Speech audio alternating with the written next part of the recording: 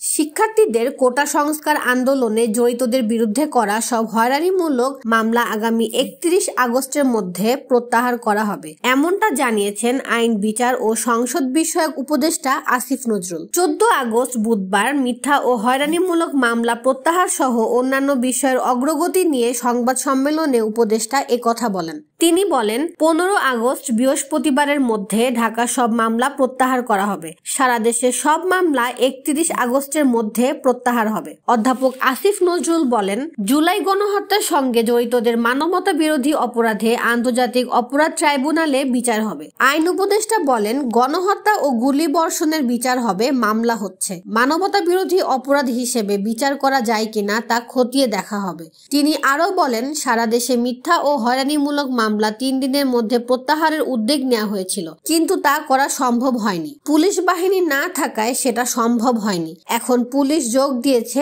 আশা করি ৩১ আগস্টের মধ্যেই সেই সব মামলা প্রত্যাহার করা হবে। রোজিনা ইসলাম ও মাহমুদুর রহমান মান্নার মামলা প্রত্যাহার হবে।